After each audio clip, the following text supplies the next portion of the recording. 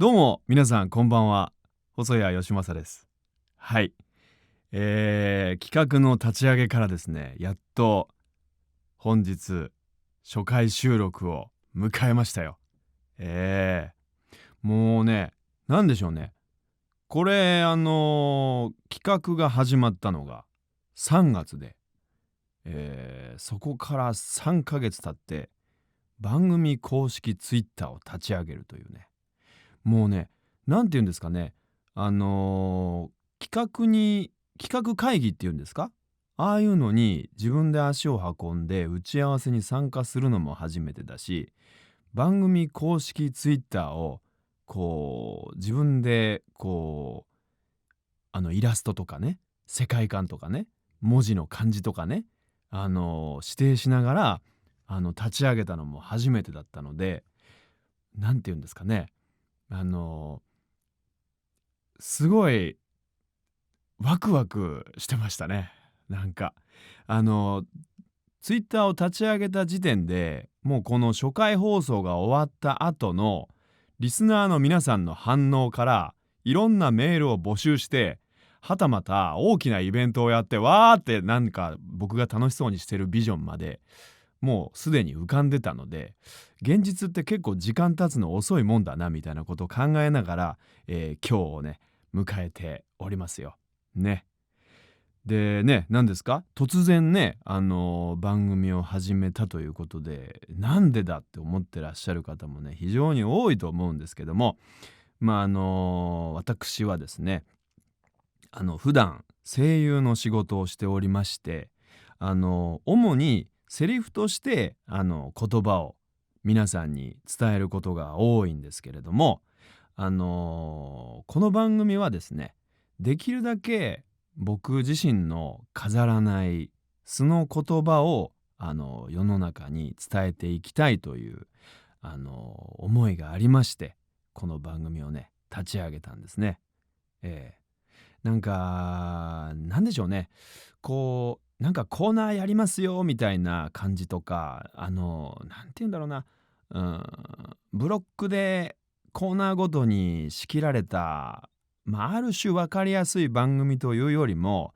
なんか例えばですけど、人ってなんか対象となる話題とかによって話すスピードとかね、選ぶ語彙とか、喋り方の音声の高さと低さとか、敬語になったりとかタメ語になったりとか、いろいろ変化するもんだと思うんですよ。でなんかそんな変化によってこの話題にどう向き合っているのかみたいなのあるじゃないですか。なんか相槌が適当だぞとかなんか真剣に話聞いてるんだなとか、めちゃめちゃなんて言うんだろう、この人これが言いたかったんやとか、この理不尽さに怒りを感じているんやみたいなことあるじゃないですか。なんかね、そういうなんて言うんですかね、ニュアンスの変化みたいなものを皆さんに感じ取っていただきながら、自分のことを分かっていただきたいなと、思ったんですね。なんかそういうなんて言うんですか、まとめると、気持ちの温度のようなものを把握してもらって、自分自身を分かってもらおうじゃないか。そして、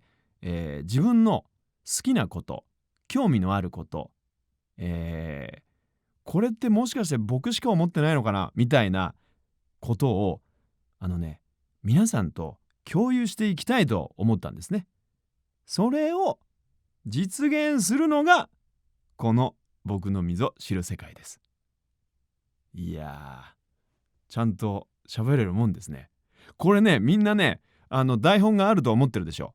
台本ね、ありますけど、これ別に書いてあること言ってるわけじゃないですからね。なんか今自分でもね、驚いてる。こんなに喋れるとは思わなかったですよ。そうそうそうそう。まあ、その、さっきね、説明しましたけど、それと同時にですね、自分の好きなことを自分の好きなだけ発信していく番組にしていこうと思ってるんですよ。ね。え遡ること6月の9日ですか。番組のツイッターを立ち上げて、リリースって言うんですけど、ウェブ媒体にこの広告を出すんですよね。今度私番組やりますよみたいな。なんかね、その広告を出した時の皆さんのね、盛り上がりが本当に嬉しくてですね、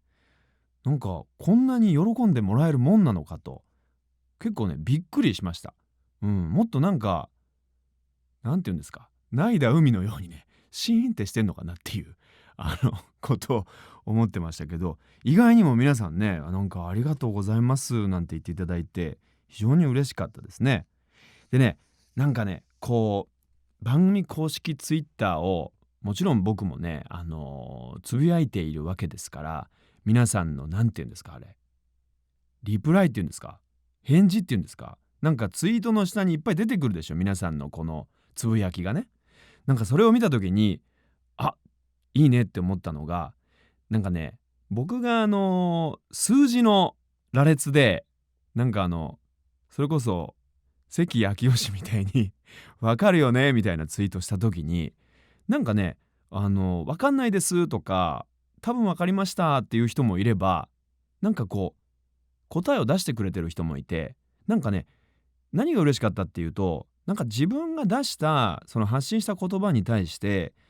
自分たちで考えてくれたことが本当に嬉しかったんですよ。なんかね、こうちょっとしたやっぱりこうメッセージを発信していくぞみたいなね、都市伝説好きとしてはそういうことを考えてるので、なんかこう皆さんがねこう自分がこうつぶやいた言葉に対していろいろこうああでもないこうでもないと考えてくれたのが嬉しかった。なんかね、そのなんていうんですか、ツイッターのその名前の下に369っていう、僕だけ369ってあるでしょ。あれニコラ・テスラの宇宙の法則の369のこう謎が分かれば宇宙を理解できるみたいなね、都市伝説あるんですけど、それにちなんだんですよ。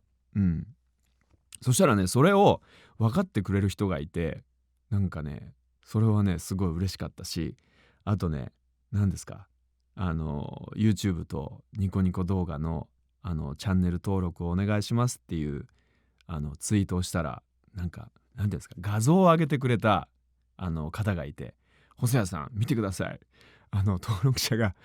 666ですって言ってくれる人もいて、なんか分かってくれてんなちょっとは僕のことをっていうのがね、すごいね嬉しかったですよ。なんかね、だからこう皆さんにそういう自分の趣味趣向を分かっていただいた上で、こうなんていうんですか、みんなで面白がりながらこの番組を作っていきたいんですね。そんな感じなんですよ。はい。そうでね、この番組が進行していくうちにね、なんかこう皆さんの中の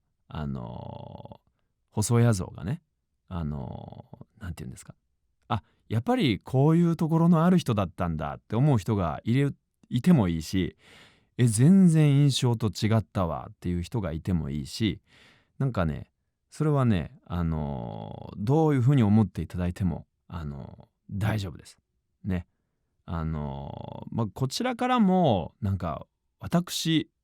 世の中に対してこう思いますみたいなことを発信していくので、こう皆さんのお話もやっぱりこっちも真剣に聞いていこうと思っているし、なんかなんて言うんだろうな、こいろいろね、いろいろある、もういろいろありすぎてまとまらないんだけれども、相談とかね、いろんなことを皆さんのいろんなことを聞かせてほしいんです。この番組はね、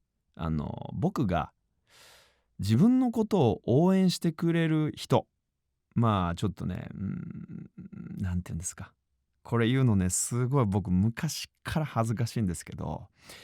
自分のファンをね、可視化したかった。そういうことよね。なんかファンって言われるとね、なんかちょっと恥ずかしいよね。何がファンやねんって僕は思ってんですよ。いや、何がファンやねんってファンの人をね、どうこうじゃなくて、なんかこう自分に向かってね、お前なんかが何がファンやねんボケって自分のことを思ってるところがあるんですよ。そういうのもね、今後はそういう照れをなくしていきたいと思ってるよ。そういうことだよ。あ、ついついね、喋りすぎてしまいましたけれども。これオープニングトークなんですよ。なんか、思いのほか自分が喋れたんで、オープニングトークをね、長々としてしまいましたけれども。そろそろね、なんて言うんですか。この番組を作った本当の経緯とかいろんなことを話していこうと思うので、オープニングトークを終わりたいと思います。いや違います。番組を始めたいと思います。それでは始めます。僕のみぞ知る世界。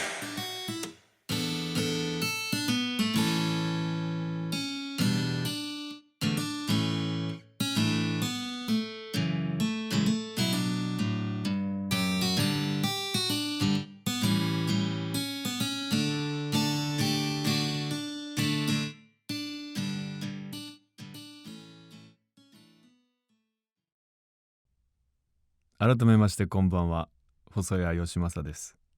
はい、ということでね、まずはね、この僕のみぞ知る世界がどんな、番組でどんな世界観なのかということ、これまでのこととこれからのことをお話ししたいと思います。そうだな、この配信を初日に聞いてくれているとしたら、今日は7月1日ですね。みんなわかるよねって言いたいんだけど、分かってない人もいると思います。なぜこの7月1日を配信日に選んだかっていうのもね、僕の中でね、すごい意味があるんですよ。これね、今から5年前の2014年7月1日、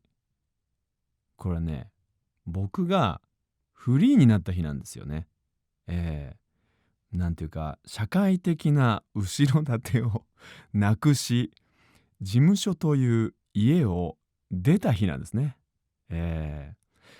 なんかね、思い返せば、こう2014年7月1日フリーになって最初の仕事はですね、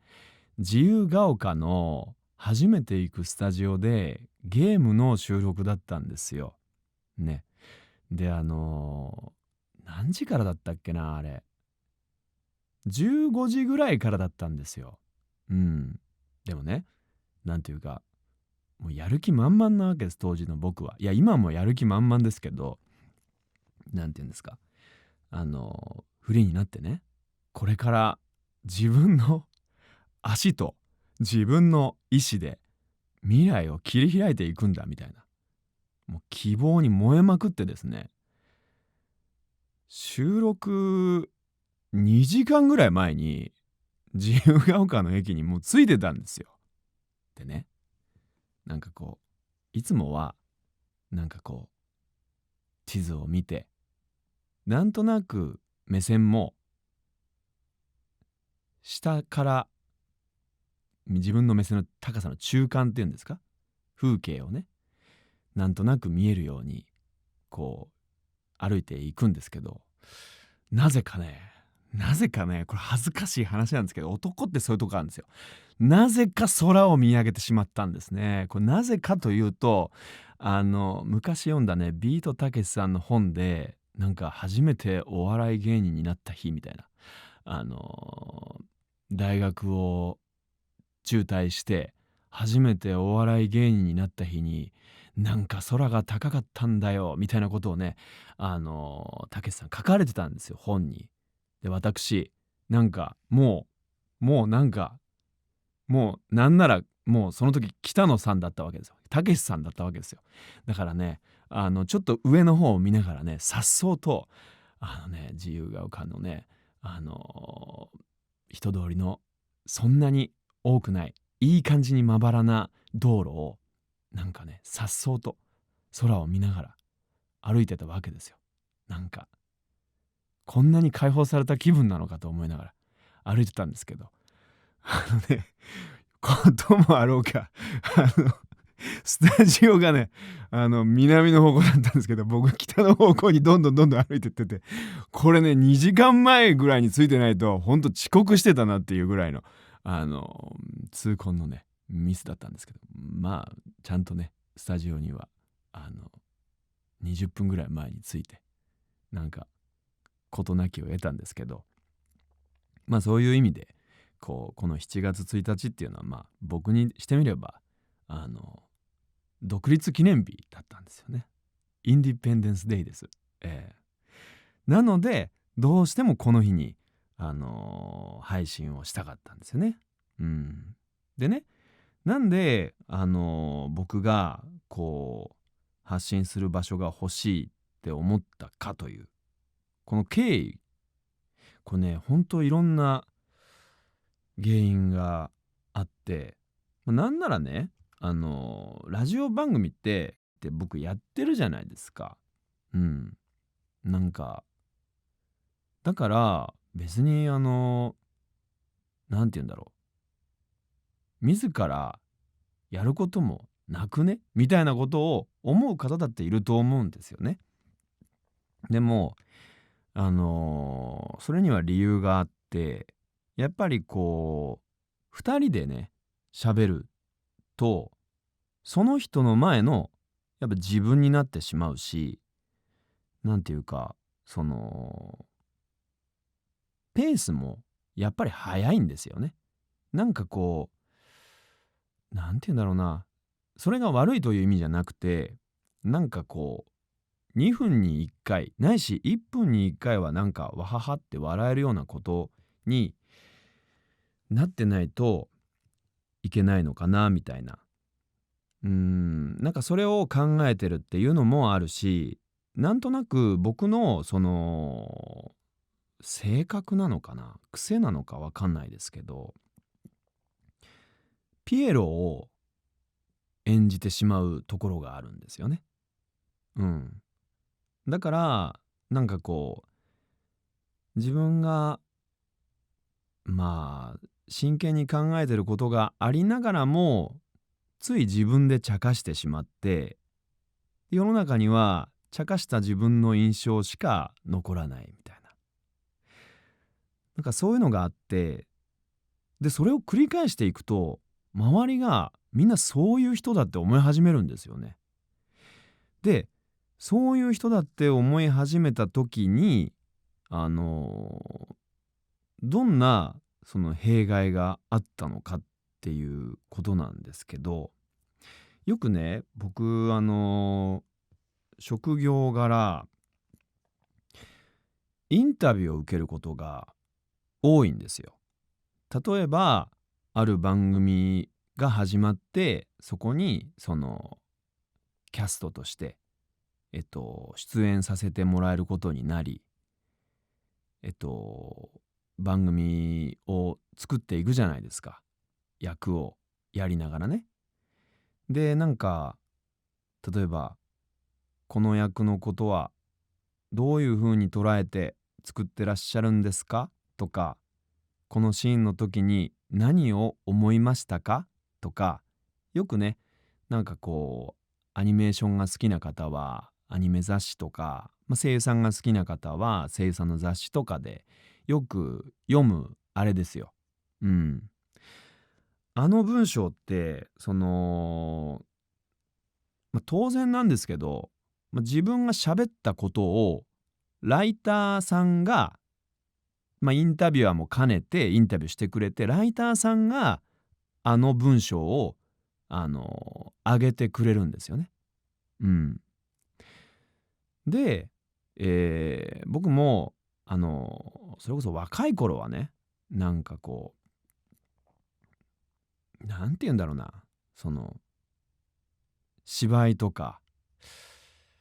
セリフを言うとか、演技をするとか、いろいろ言い方ありますけど、それに対してすごくなんて言うんだろうな、抽象的な言語でしか他人に話すことができなかった時期があるんですよ。なんか具体性がないというか、分かる人にしか分からないことを演劇ないし声優のことをやったことがない人に対して発信している雑誌に対してすごいなんか、かっこよく言うと専門用語的なことを言うし、なんていうかシビアに言えば分かりにくいことを言ってた時期があったなとは思うんですよ。で、なんかそれじゃダメだなと思って、なんかやっぱり伝わらないし、なんかこう分かった気になってもらうのも違うというか、本当のことを伝えていきたいという思いがすごいあって、あのインタビュアーさんにインタビューをしていただく時にすごいこう緊張して何を喋るかをその前日に iPhone のメモとかに書いて、これを喋るってまとめながら一生懸命喋った時期があったんですよね。うん。で、それをした結果、全然なんていうか、これ悪い言い方じゃなくて、箸にも棒にも引っかからないし、どこに忖度をしたんだろうかというような、まあいい言い方をすれば誰にも、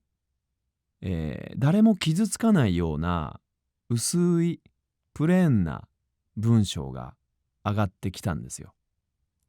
自分が伝えたいことが全然そこに反映されてなかったんですよね。うん。でそれがすごく嫌だなって思っちゃったんですよ。うん。でなんでかなって考えた時に多分これは僕が感じてることなんですけど、なんかインタビューをする人ってそのその人を見てインタビューしているわけじゃないんだろうなと。僕というその人間のなんかこうパブリックイメージっていうんですかね。例えばなんかあわあわして言いたいことがうまく言えないとか、よくってなんかどもったりするとか、なんか言ってることがふわふわしてちょっと天然っぽいぞとか、なんかそういうイメージがあるから、わけわかんない風に書いても大丈夫だと思われてるんじゃないかと思って、それは心外だなと。それじゃあなんか僕がどういう人間か誰も分かってくれないじゃないかっていうことを思ったんですよ。だからあのそこでなんか自分のことをっていうか自分が発信したこと、自分が考えたこと、かっこいい言い方をすると自分の思想とか自分の感覚っていうものをなんかこなんていうか応援してくれているかもしれない人たちにやっぱり分かってほしいから、文章の編集をとことんまでやり始めたんですよね。うん。でそれをやり始めたのがご存知の方もいらっしゃるかと思うんですけども、僕が2017年に4月の後半から8月1日まで休業をしてたんですよ。うん。でその休業を機に休業から復帰してからそれを徹底したんですね。うん。なんかこう喋り方にもやっぱり意味があるし、なんかこう変にそのやっぱライターさんが気を使ってくれて偉そうに見えないようにとか嫌なやつに見えないようにとかっていうのがあって、なんかこう何々させていただいてとかしていただいてとか、結構なんていうか下に降りておけば間違いないみたいな喋り方で文章が構成されることがなんか違うなと思ったんですよ。うん。僕らってそのやらせていただいているっていう人もいていいと思うんですよ。いていいと思うし、そういう人に僕は敬意があるし、だけど僕の考えは自分はある番組を一緒に作っているその作り手たちと平等な立場にある声を担う一存在であるって思ってるから、なんかやらせていただいてとかさせていただいてとかご指摘いただいてとかってなんかあんまりそうしたくないんですよ。うん。なんかそういうさっきね冒頭でも言いましたけど、その喋り方とかニュアンスとか、なんかその温度みたいなものを分かってほしいっていう思いもあったし、文章だとそれが難しいから、すごくなんかこうなんて言えばいいんだろうな、これイメージとかじゃなく本当に具体的に書くように心がけたんですよね。インタビューはその編集を自分でするようになったというか。でそれは自分がこう休業中に経験したこととか、こういろんな強い思いがあって、本当に強い思いがあって、そういう風に変わったんですよ。でその休業期間中のこととかは、いずれこの番組で話していこうと思ってます。ええ。なんかこう話あっちこっち飛びますけど、なんかやっぱりね、その復帰したての時にその休業中のこととかについてお話聞かせてくださいっていう媒体さんとかやっぱりあったんですよね。だけどやっぱりなんだろうな、こう2ページ3ページで語り尽くせるようなことではないんですよ、僕の中では。本当に今37歳ですけど、37年間生きてきて、なんて言えばいいんだろうな、一番自分が自分でもわかるくらい、そして自分でも分かって気のせいじゃなくて他人でも分かるくらい激変したきっかけを作ってくれた期間なので、そんなね特集組んでくれるっつったってね23ページじゃないですか。だからそれじゃあ語れないよねみたいな。で自分の言葉がなんかある種いい感じに、僕にとっては不本意な感じに編集されてしまうのはやっぱ違うなと思ったので、なんかじゃあどうすればいいかっていうのはずっとあって、あの前々から考えてたんですけど、例えばねインタビュアーさんがいて、僕がいてね、取材対象がいて、それを観客の皆さんが見てればいいじゃないって思ったんですよ。そしたら自分の言葉のニュアンスだって見てる人に伝わるし、ライターさんがどんな質問をしてるかも伝わると思うんですよ。どういうやり取りでこうなってるのかみたいな。ただそれはあの難しいだろう、現実的に考えて。イベントじゃないしみたいな。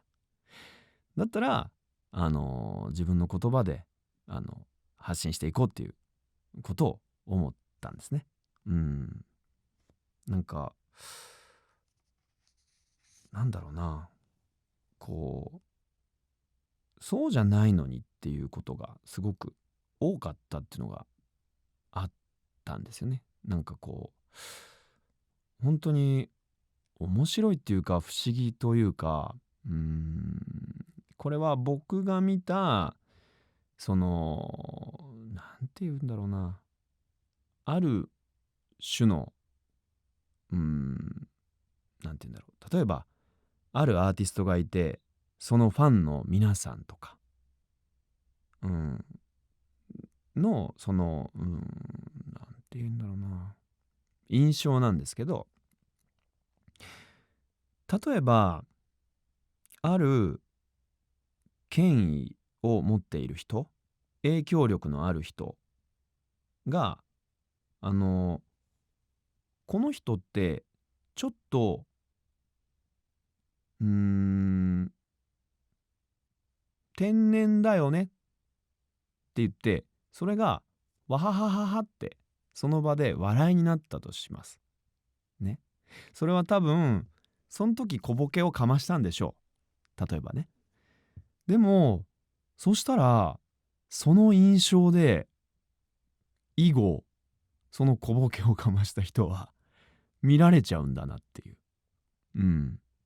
なんかそのどれだけそのなんて言うんだろう、ドストライクなことを言ってても、真相をついていても、なんか見てる人からするとなんかちょっとまた変なこと言ってんなとかおかしなこと言ってるねとか、まあ天然だからねとか、なんかそういう感じで思われ続けるんだなと思って。なんかそれをこなんかそんなことないのにっていうのがあって、なんかそれはなんだろうな、言葉をね選ぶのが非常に難しいんですけど、うーんそれだけ人ってその人を見てないっていう、うん、印象で見てるっていう、そこまで詳しく見てない、みんなそうだと思うんですけどね。だからなんかそれでなんか違うのにって言ってんのもちょっとなんかね、なんか建設的じゃないじゃないですか。だから我こうなりみたいなことをねなんか言ってこみたいな、それを分かってもらった上で、なんかまだその面白がってくれる人たちと自分の楽しい世界を共有していきたいと思ったんですよ。なんかなんだろうね、本当なんだろ印象って全然変わってくるんだなって思うんです。自分もね、そのある種感覚的な作業をたくさんしなきゃいけない職業だと自分では思ってるので、あの感覚で本当になんか人の印象って変わるっていうか、うん、例えば僕ってなんとなく自負してるのが、だいたいほとんど誰に対しても敬語なんですよね。それが敬語じゃなくなっただけで印象って全然違うし、うん、だからなんだろうな、うまく言えないな、なんだろう、うーん同じことをさっきから何回も言ってる気がする。僕はこうなんですっていうのをなんか分かってもらいたかったなっていうのがあります。はい。でね、さっき冒頭のねオープニングトークでも言いましたけども、やっぱりそんな自分を応援してくれている人たちはどんな人なのかっていうことを知りたいっていう思いもありました。なんかなんだろうな、これどこまで言っていいのかな。うーんとねうーんとねうーん僕なんとなくなんですけど、あのあのおっかない人っていないんですよ。うわ、これ言っていいのかな。いや、いいよ。いい。なんかおっかない手紙ってあるんですよね。たまに。たまにおっかない手紙ってあるらしいんですよ。そういう方はね、なぜか僕はあんまりいないというかいないんですよね。うん。あとね、そう。もう話飛んでほんとすいませんね。なんでニコ生と YouTube を設けたか。これもね、話したかった。これはぜひ話したかった。あのね、えっと、私を応援してくれる方々はですね、日本にとどまっておりません。はい。日本にとどまっておりませんので、世界の人の意見も聞きたかった。なんかね、あの誕生日とかになると、あのなんて言うんですか、あれなんですよ。いただくんですよ。こう、手紙とか。手紙をまとめた冊子とかね。それが、あの日本の方ではない、方からいただいて、でもその人たちがこう一生懸命日本語を覚えて、日本語で手紙を書いて、僕に送ってくれるんですよ。なんかちょっとおしゃれな写真とか添えてね。うん。なんかその人たちになんて言うんだろうな、届いています、確かにと。ですごく嬉しいですと。ありがとうございますっていうのを、なんか伝えたいというのもありました。やっぱね、数的にですね、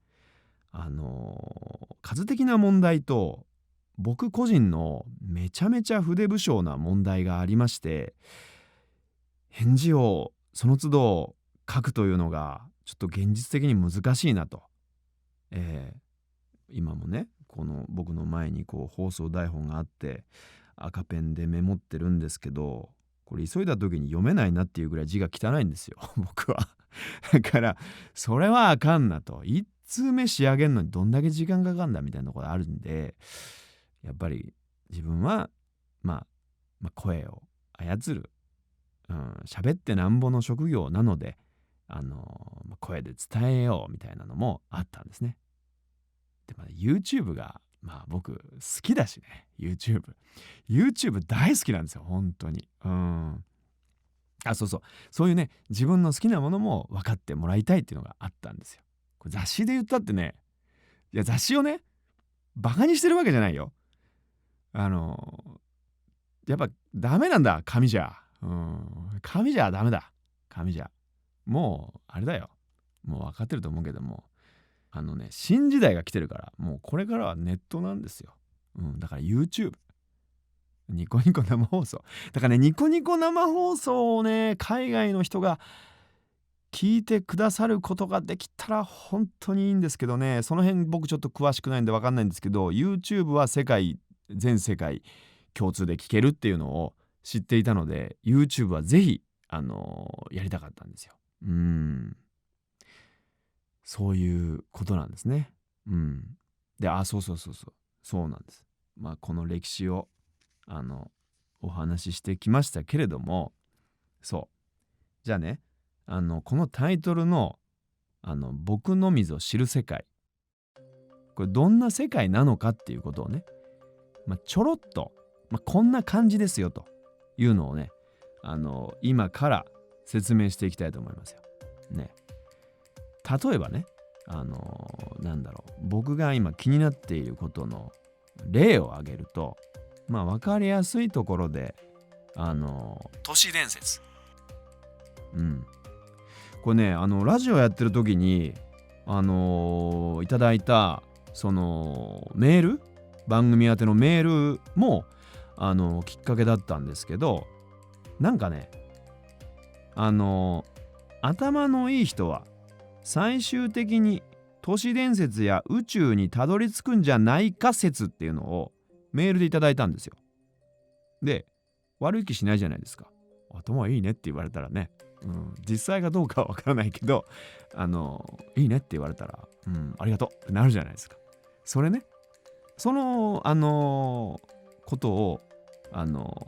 もっと掘っていきたいんですよ。でね、皆さんに都市伝説を知ってほしいし、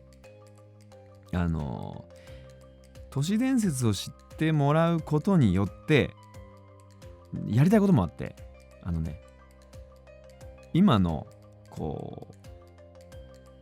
すごい大きいこと言うと、なんだろうな、縦社会ってあるじゃないですか。年功序列の縦社会で、空気を読まなければいけなかった村社会の名残みたいな。で、右向け右だった学校教育とかで、なんで右向け右で右向かなきゃいけないんですかって聞いた時に、決まりだから、あ、そうですか。で、そこで一回思考が停止してしまうこと、なんかそういうことにすごくあれおかしいなって思うんですよ。なんかで、やっぱり理由を自分で持っておいた方がいいっていうのと、いかに自分が思い込みでなんて言うんだろう、見えてないものを思い込むことによって本来見えなければいけないものが見えてなかったんだろうって思ったことが僕都市伝説が好きになってたくさんあったんですよ。うん。だからみんなにもそれをなんか伝えたいなっていうのが単純にありました。別にね、オカルトっていうことじゃないんですよ。オカルトっぽく思うと思うけど、なんかこれってその物事の仕組みとか世界の仕組みとか、例えばその業界の仕組みとか、いろんなことがその分かるためのヒントが、僕ね都市伝説にはすんごい散りばめられてると思ってて、なんかそれをみんなと面白おかしく、なんか面白がりながら、あのなんて言うんだろうな、知ってってほしいなっていうのがすごいあるんですね。うん。これがまず例えの1個ね。で、もう1個なんだろうな、あとね、僕読んでる本、うん、なんかね、なんだろうな、これさっきも言いましたけど、都市伝説とか本とか、あの例えば僕だったら自己啓発書とか、ビジネス書とか、結構ハウトゥー本とか、心理学の本とか結構好きなんですよ。で、僕ね、すごいなんて言うんだろうな、意外だなって思ったのが、あの自己啓発書に対してすごい偏見ある人多いんですよね。なんか危なくねみたいな。だってあのよりよく生きられた方がいいし、より良い自分になれた方がいいし、なんかこなんて言うんだろうな、僕なんだろうな、雑学で自分の周りにいる5人がその自分の周りにいる5人の平均がなんかこう自分の立ち位置だみたいなのがあって、でそのいきなりすごい知識人と話すのは難しいから、じゃあそれどうするんだっていう時に本を読めばいいじゃないっていうのがあるんだよね。でそれはなんかその自己をもっと良くしていくっていうための自己啓発だったり、知らないことを知れるための本だったり、なんかそういうのをなんかもっと読んでった方がいいのに、偏見なくみたいな。なんで自己啓発書っていうとみんなっていうのかなっていうのが不思議で。で、なんかこれ見ず知らずの人がこの自己啓発本いいですよって言うと、いやいいですみたいになるじゃないですか。だけどなんて言うんですか、うーん自分のことをよく言うわけじゃないけど、一応みんなからすると知ってる人じゃない僕。だからあ、細谷読んでんだったら読んでみようかなみたいなので、いろんなね本をねおすすめしつつ、その本を読んでいただいた上で、いろんな話をしたい、みんなとね。そういうこと。最近はね、天才を殺す凡人っていうのが本当に面白くてね。読んだみんな。読んでないよね。ビジネス書なんだけど、あのやっぱりね、多数決という、えものに天才は殺されていくみたいなこと書いてあるのね。僕は詳しく言うと長くなるんであれだけど、それもすごいおすすめだし、あとね、脳科学者の中野信子先生が書かれた「努力不要論」、これ面白かったんだよね。これは本当に面白い。これも僕の考え方を変えてくれた本だと思うし、あとね、中野先生のサイコパス。だから僕はね、中野信子先生にお会いしたい。そして中野信子先生と対談がしたい。この番組で夢を大きく抱いております。はい。あとね、それこそね、仕事仲間にも、ちょっとね、迷える人っているんですよ。ちょっとこなんて言うんですか、周りを気にしなきゃいけないなっていう時もあるでしょ。だからそれにどうすればいいんだろうみたいな悩んだ時に、細谷さんなんかいい本ないですかって聞いてくれる人がね最近ちょくちょくいるわけ。その人におすすめするのが、典型的だけど嫌われる勇気ね。あと幸せになる勇気ね。これは本当にいいからみたいな。そういうのをねみんなに勧めていきたいなと思っているんです。視点を共有したいなと思ってるんですよ。あとね、そう本を離れると何ですか、あとそうだな、空気を読むっていうことあるじゃないですか。空気を読むね。僕らの仕事って、声優の仕事って、だいたい最大で30分の番組を作る、30分放送の番組を作る、普通のアニメのレギュラーね、それを作るのに最大で5時間用意されてんの。で、最大で5時間複数の人間が同時に密室に入り、スタジオに入り、アフレコをしていくのが僕らの仕事なんだけど、すごいなって思うのが、その空気ってあるじゃないですか。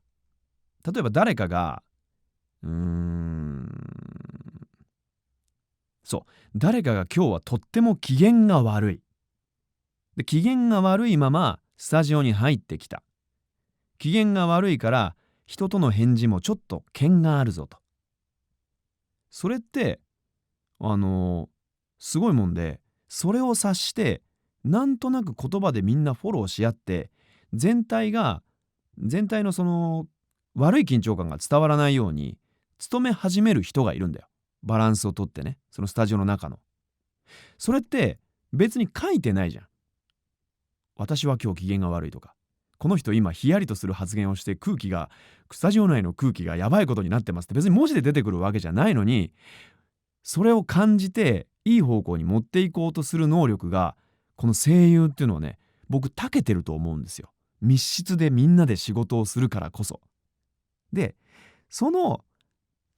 空気を感じられる力って、感じられる人と感じられない人がいるわけだから、あの人全然空気読めないねっていう人がいるじゃないですか。それって別にね、これはなんて言うんだろう、なんて言えばいいんだろうな、本当にその対なく、それって自分たちの個性なんですよ。で、自分たちの個性って何かっていうと、脳みその個性なんですよ。感じられる脳みそと感じられない脳みそと、見える脳みそと見えない脳みそとってあるわけです。で、そのね、脳の個性についてすごく僕は今興味があって、それもね、みんなと一緒にああだこうだ言っていきたい。それをね、うんぬんかんぬんやっていきたい。今同じこと2回言ったけども、そういうことなんだよね。あとね、あともう一個ね、そもそも人気声優って何ぞやみたいな。人気声優と大人気声優と若手実力派声優と、あと何があんねん。カリスマ声優なんてのも見たね。あとなんだ、あとはベテラン声優と、あとなんだ、レジェンド声優と。その違いみたいな。レジェンドはわかるよ。レジェンドは。もう言うたらもう国民的なアニメーションをずっとやってらっしゃる、もうなんていうんですか、もう人間国宝のような方々たくさんいらっしゃいますよ。それはわかる。レジェンド声優や。僕もちっちゃい頃からね、夕方のアニメで見てたよ。カメハメハの真似とかしたわとか。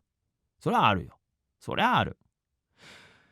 それはあるけど、人気声優と大人気声優と若手実力派声優と実力派声優とカリスマ声優とイケメン声優とみたいな、もうなんみたいな。それはね、すごいわかる。あとその違いが何をもって言い方を変えられてるのかっていうのにすごく疑問を覚えるし、あと演技力ってよく評価されると思うんだけど、すごい曖昧なものなんだよなって思うのよ。声優ってね、なんかこうすごいこう切り離して切り離して切り離して考えていくと、絵がもうお芝居してくれてるわけで、それに僕らは声を担当してる、声優は。で、なんかそのなんだろうな、演技ってよく思う。なんなんだろうな、そのこれ難しいな。うーん演技って全体じゃないのって僕は思ってしまう。声でも芝居はしてるんだけど、なんかその演技力という評価において、なんかそれってどういう目線なんだろうって思ってしまう。すごいなんかこう声優独特だなっていうその評価の文化があって、声が合ってる、合ってない、これって演技力に含まれんのっていう。芝居めっちゃできるけど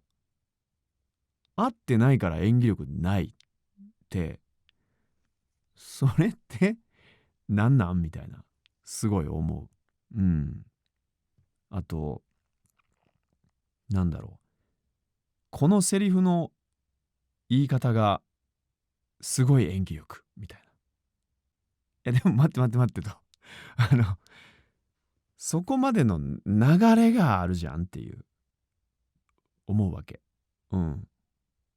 そこの全体を見てあんまり評価ってされないんだなって、一言に対してなんだなっていうのはすごい思って、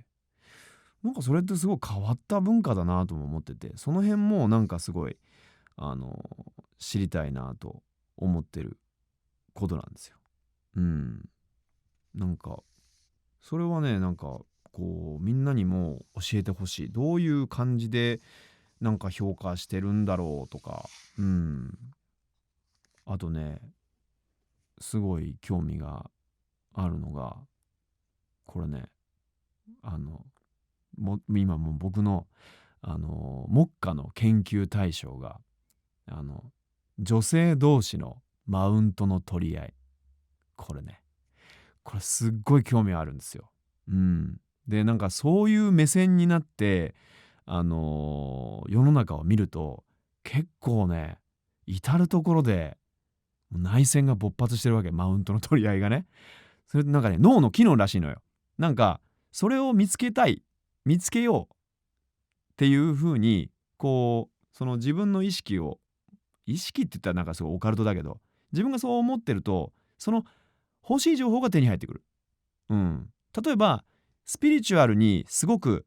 興味があって、スピリチュアル詳しい人はわかるかもしれないけど、エンジェルナンバーってのがあるのね。エンジェルナンバーっていうのは何かっていうと、ゾロ目、分かりやすく言うとゾロ目ね。ゾロ目を見るとその人生の転機を迎えている可能性があるとか、これは何かからのメッセージだっていう、可能性があるみたいな、その都市伝説的なスピリチュアルな方面の話があるんだけど、これもそれが好きな人だったらそれを集めていくっていうか、この間僕もそれについて考えて、なんかその時計のね数字デジタル見たらだいたい1時11分とか11時11分とか22時22分とか2時22分とかあるわけで、やばい、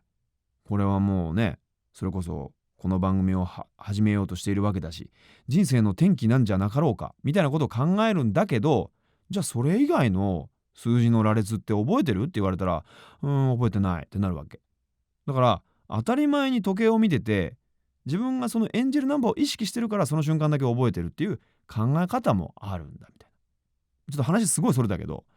そういう感じで世の中を見てると、マウンティングっていっぱいあんのねみたいな。なんでマウンティングするんやろみたいな。でこれね、女性だけじゃないんですよ、本当に。僕どちらかというとマウンティングされがちな方なんですけど、最近はね、涼しい顔してマウンティングをかわしながらボディーブローを入れる術っていうのをね覚えてきました。人間って進化するもんですね。もちろん物理的にボディーブローを入れるわけじゃないからね。本当に入れたらもうそれこそもう犯罪やから。それはしないけど、精神的な意味でね、かわして少し相手にあって思わせるっていうね。なんかそういうことも覚えてきましたよ。なんかね、人間は強くなっていかないといけませんね。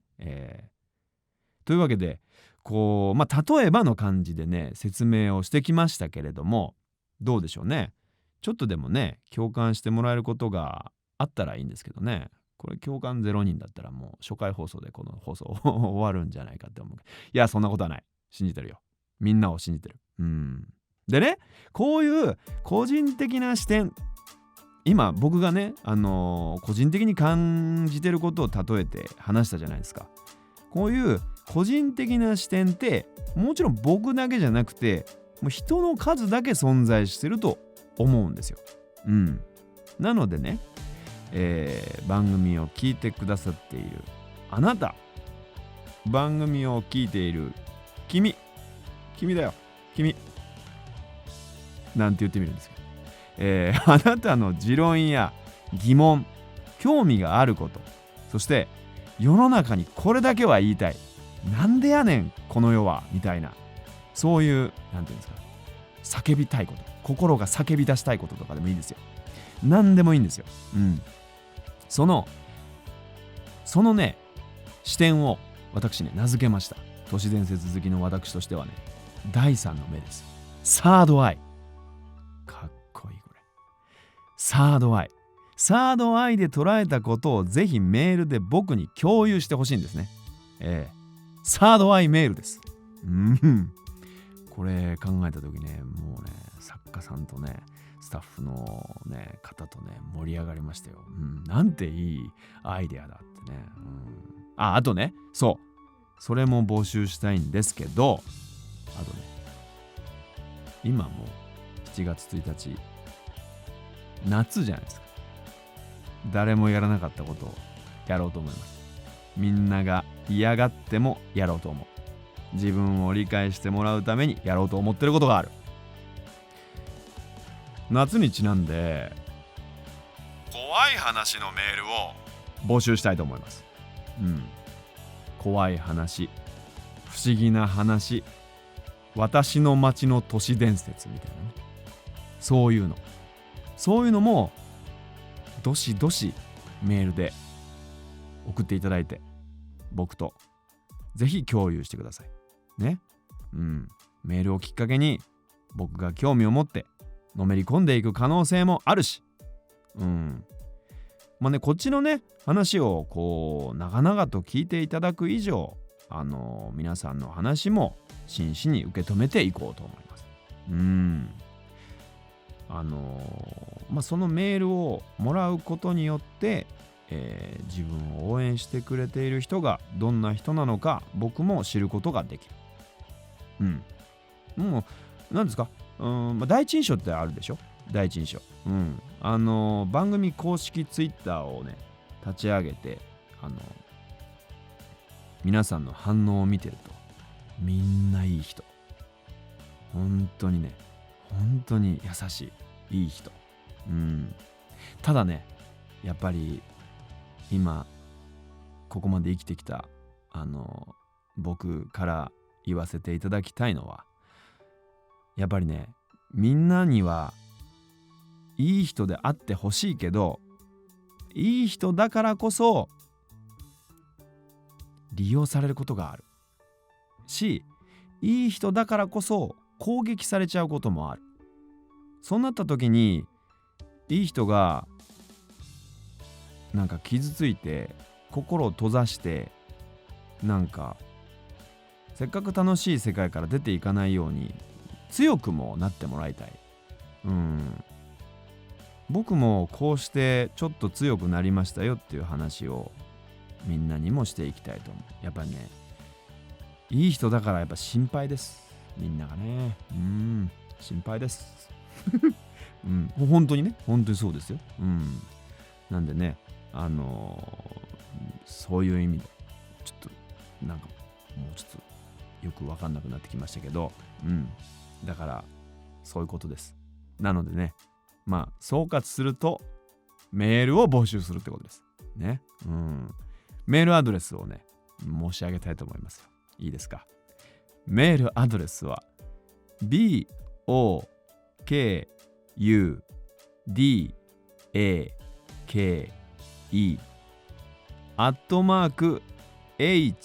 HOSOYA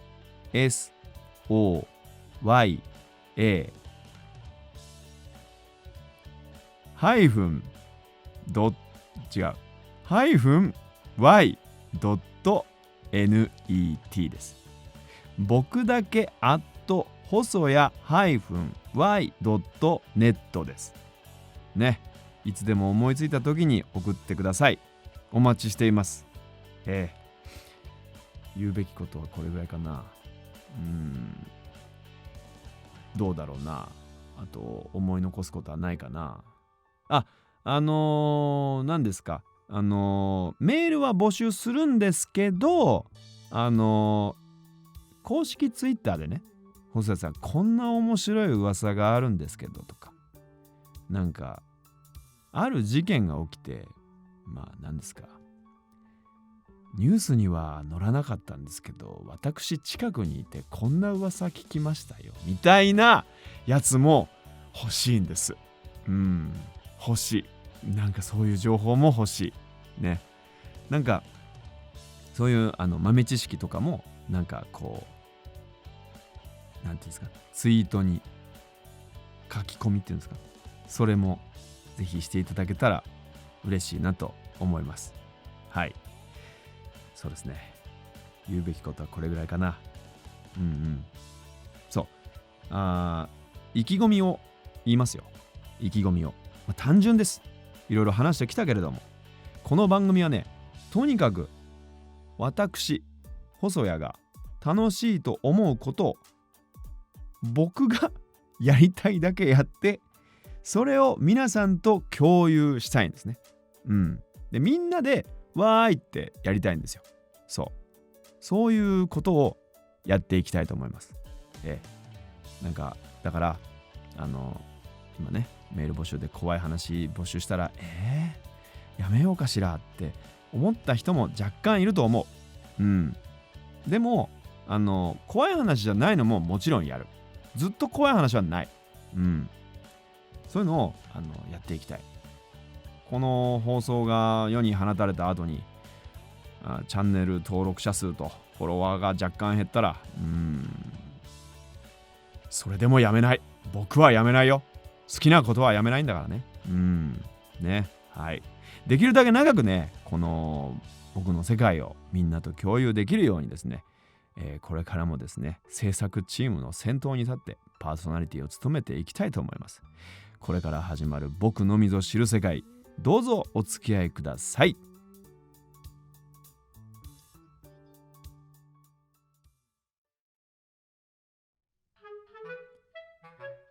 はい、お送りしてきました僕のみぞ知る世界エンディングのお時間です。というわけでね、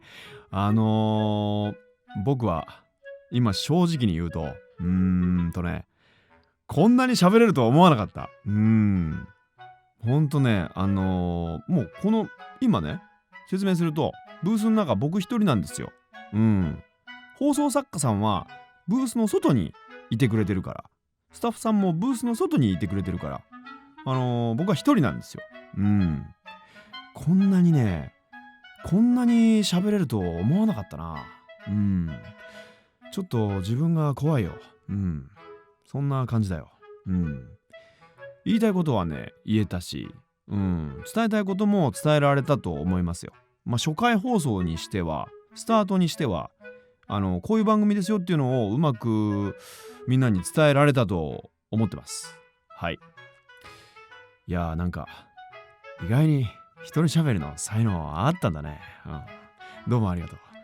はい、改めてですね、大事なことをお知らせしておこうと思いますよ。この番組ではあなたからのメールサードアイを募集しています。メールアドレスは BOKUDAKE hosoya-y.net 僕だけ細谷-y.net です。番組ツイッター僕だけ369も稼働中。感想などはぜひハッシュタグ僕のみぞをつけてツイートしてみてくださいね。そしてですね、なんだろう、いやほんとね、初回放送を聞いたらもうほんとね、この僕のみぞで SNS を埋め尽くしてほしい。めちゃめちゃ興味深い番組だったと、ツイートしてほしい。よろしくお願いします。はい。というわけでね、また今聞いてもらってる第1回と続く第2回の配信は全編無料でお聞きいただくことができます。第3回以降は一部有料となりますので、ぜひとも今のうちにですね、チャンネル会員登録をよろしくお願いしますね。はい。そして気になるね、次回の配信なんですけれども、7月18日木曜日です。偶然にも18日ですね。わかるよね。はい。その時はぜひとも皆さんの声を紹介したいので、なるべく早く、いやせかしてすいませんね、なるべく早く、なるべくたくさんのメールを送ってください。ではでは、次回も僕の世界を覗きに来てください。僕のみぞ知る世界、お相手は細谷義正でした。おやすみなさい。